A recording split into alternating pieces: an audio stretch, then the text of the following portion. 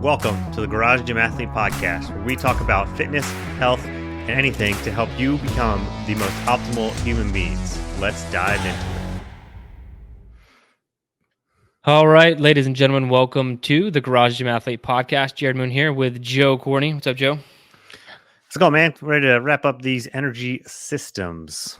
Yeah, there's always a lot more to unpack, but at least we'll have the basics out there for everybody. So far we have done aerobic, we have done glycolytic, and this wraps it up with the basics of energy system training, just so you have a baseline understanding of these things. And this would be the creatine phosphate or phosphagen system.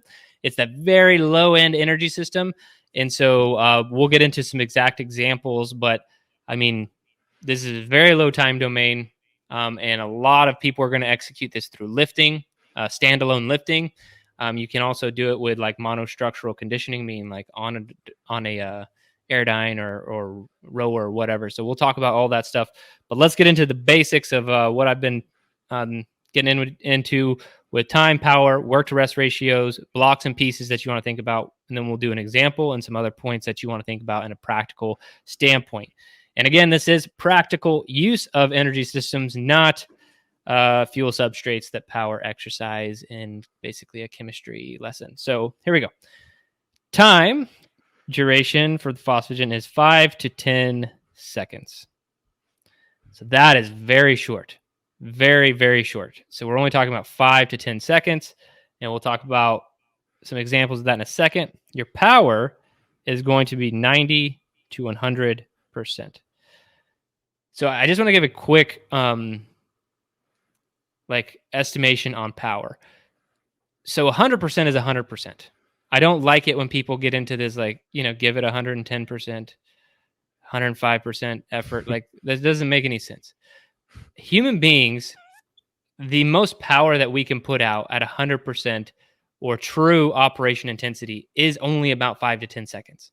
It's like that when you strike a match and then it's done, and then it's just kind of burning. But you know how there's that big flame when the sulfur is all lighting? That's the phosphagen system. It's it lights up, but then after that, it starts to switch to other energy systems. So it's just that big initial spark, and that's all we have. There's not really pushing this one any out. It's for power, explosive stuff. And when it comes to human beings are we're maxed out at the 100-meter run, and because the fastest human beings can do that around 9 seconds, right? And so 9 to 10 second range. And so that's it. They could run that other 200 if they wanted to, if they were running the 200 meter race. If you actually look at those races and you were to look at every step in power output after the 100 meter mark, they're typically getting slower. Now, it's not like this noticeable, oh man, they're getting tired. It's just not it went from 100% power in the first 100 meter of a 200 meter race down to 98, 97 by the time they're finishing, because it's true power. We're not talking about grit. We're not talking about effort. We're talking about power output that human beings can actually produce. So your work to rest ratios are high, but it's also because there's such a low time domain. So it's going to be 1 to 12 to 1 to 20. So just think about that for a second. Very, very long rest periods. In comparison to the work. And this, when we program this stuff, people can really get confused about resting too long. If we program it for running or on the Airdyne instead of lifting, it makes a lot more sense to do a set and then rest a minute or two. But it doesn't. For some reason, we're doing conditioning. They lose their minds. It doesn't make sense anymore. So blocks, you're going to be about 2 to 4 total blocks, and you're going to be doing 3 to 8 pieces. And on the blocks, you're going to be doing in between the blocks, you'll have 5 to 7 minutes rest. All right, so I'll give an example of that. Let's just go back to my example and say 10-second sprint. Say that's what I want you to do. But in reality, I'm trying to get you to do 50 to 100 meters. And you could program it either way. You could say, hey, go out and do 100 meters. But if I know that you're not someone who can run 100 meters in 10 seconds, which is going to be basically every single human being watching this video, then I'm just going to lower the meters. And I'll say, hey, I want you to do 70-meter repeats. And they might be confused about that, but it has everything to do with how long I think that's going to take you. Or I could just say sprint for 10 seconds. And more on the programming side of that, you really have to know your athlete. If I say 10 seconds, are you going to sandbag it and just knock out the time? Or if I say 70 meters, are you going to run as hard as you can for 70 meters? So we have that. And then, so if you're doing a 10-second sprint, that would be 2 minutes rest. So just think about that. So 2 minutes rest, 120 seconds. So that's at the 1 to 12, right? So 12 times 10 seconds of effort is going to be 120 seconds. 120 seconds is 2 minutes. And so this is at the low end of the rest. We're doing 2 minutes. And so you could rest a lot more. And I think it would be dependent on the person whether or not a 70 to 100 meter sprint would be worthy of more than 2 minutes of rest. But you could almost double that. You could go to 3 or 4 minutes with a 10-second effort. And if you've ever done 100-meter repeats, you know that it will get pretty dicey pretty fast. So from there, we would be doing 5 rounds of these 10 seconds on, 2 minutes off sprints.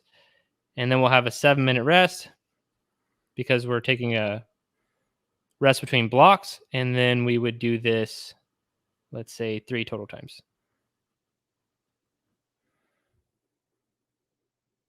Now, again, when we're talking about how much time you spent working, when it's only 10 seconds at a time, it's not a lot. So it's 50 seconds each piece. Okay, so like that, 50 seconds each block.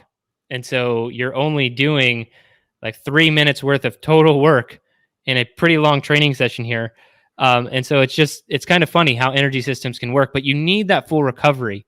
And that is where I think the biggest problem comes when training a particular energy system, is specifically this one that deals more with very high end power.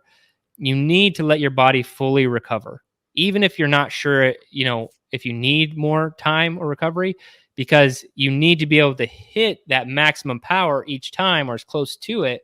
That way you can actually get into that energy system and start training it and start learning how it works. And this is where we do kind of remove that mental component. Like, I don't need you to prove to me in energy system training that you can push yourself and you can rest less and you can do more. Like, no, I want you to stick to what is deemed the best amount of blocks, pieces, power output, and rest times for energy systems so we can actually get better at it. There's a time and a place for training mental grit. And when you're trying to actually improve in an energy system, that this isn't it. And I'm not saying this is going to be so easy that it doesn't push you mentally, because if you actually look at this, we're doing 500-meter sprints with 2 minutes rest, and we're doing that 3 times, 15 100-meter sprints. That's a lot of 100-meter sprints if you're actually going all out. But your body recovers very quickly from 100-meter sprints because you're not having to get into, your aerobic zone. Like your body's doing this all without oxygen, so it's not as taxing. It's more like lifting. So that's the example that I'd have. Now we can talk about this more a little bit. Any points you have, Joe, when going like super low end? Because I really feel like this is the hardest thing to program and to get the message communicated appropriately or effectively to the athlete. I think that's the main thing, is the communication, especially, having doing online programming, because the key to this is intent and effort. And, when you program a sprint or something, people might just see, okay, I'm just doing a 10-second sprint, and they could just do it for 85, 90% because they see how many they have. Or one thing that I really, really try and harp on as I do mine, because normally we have any kind of intervals, we say, okay, you can row, run, or you can bike. But with these, I make it a point to say, try not to use the rower, because the rower, you can't really get up to that power in that short amount of time. Rower's better for like the glycolytic zone and others. Rower's great for that, but not for this, because you just can't get that sort of effort, that sort of power on the rower. So like a jump squat would be a lot better, a squat jump, something like that. So in a way, it's harder to make sure that athletes know what they're doing, getting the right intent, especially newer ones, because it's hard for newer people to wrap their head around such a little bit of time. It seems like a little bit of effort and so much rest, but you also have so much more freedom, because really it is the power and the intent that's all you need to focus on. As long as you are hitting that, then you're fine. You don't need to get wrapped around the axle about what exactly you're doing. Airdyne's fantastic for this. I mentioned jump squats. Sled pushes are amazing for these all out run sprints, as long as you can, make sure you're warmed up and you're not going to pull a hamstring kind of thing. So yeah, that is what I really need to stress and try to, in our daily briefs is the intent and making sure you can hit this high sort of power output. Yeah, and that's the thing, because you could finish a session like this and maybe you're not drenched in sweat, laying on the ground. Let's just say it's like not the middle of summer. Say it's like 55 degrees outside. You went out to the track, you did a couple sprints, you waited the amount of rest, and afterwards you just feel like, you know what? I feel like I got a little bit more in the tank. You kind of need to erase that feeling from your brain, because that's not actually training. Training does not need to be like, I am in pain, I can't move, I don't know how I'm going to recover tomorrow. Like, that's not training. Like those are the people who say, I train, I don't work out, but they don't actually know what that means. They're just really working out, but they call it training because they go hard every single time. When you're actually training, it might feel easy. It might feel like it was hard to put in the effort, but you know what? You feel like you still have some left in the tank and you could go hard again if you needed to, or the next day. That's training. And that's when you're implementing this low end energy system correctly. You might feel like that. Glycolytic, there's no way you're getting out alive. Like, you're going to feel awful. So just keep those things in mind. Now, my other 2 points, one, I said at the beginning that this can be done lifting. If you just look at a back squat is the phosphagen system, right? Like that's what it is. It takes about 5 to 10 seconds to do your set of back squats, and you're going to rest anywhere between 12 to 20 work to rest ratio. That's just, lifting fits in this and it will be used most of the time to train this energy system. But if you're going to do that, you need to keep in mind that it needs to be power based, because a bicep curl, while we could argue is the phosphagen energy system, if we're talking about training energy systems and not like bodybuilding or something, then you need to be doing power-based movements. And so it would mean that you need to be lifting for speed. So Olympic lifts are great for this, or just dynamic efforts. So you don't always have to do an Olympic lift. You can just do a dynamic effort. So a fast lift, that could be a deadlift, quick deadlift at 30 to 40% of your 1 rep max. That could be a fast back squat at 30 to 40% of your 1 rep max, 2-3 reps. That's it. Fast, good form. Like, you're training that energy system and then you're getting the amount of rest needed. Now, moving from lifting to cardio, if you are doing cardio, you should be very dialed in on the machine or how you're going to execute it. Joe mentioned rowers, not a great option. And I agree with that. The only way to get a rower is like, you'd have to do like a pre-row. Because if you waste that start time, like, you're done. You're 5 seconds to get going, and then you're only doing 5 more seconds. Like, it's not going to work. So if you like started pulling really hard 5 seconds before the timer started, you might be able to execute it then. But that's how you'd have to execute it. I think Airdynes are phenomenal, probably the best for training this energy system. And then things like Joe talked about, sled pushes, anything that's going to be, pretty metabolically demanding, pretty fast. And then if you're going to do running, I recommend this either on a treadmill if you have one, or a track. I tried doing these like just on the streets, and to be honest, I think that jacked up my back worse when I started to do some energy system. I was like, I just do these anywhere. But when you're really trying to go like a pretty hard sprint, like, get off the streets, even if you have relatively flat streets, like, try to be on a good running surface like a track or treadmill. That way you can really put it in without a ton of damage to your body. But that's it for this one. You got anything else, Joe? No.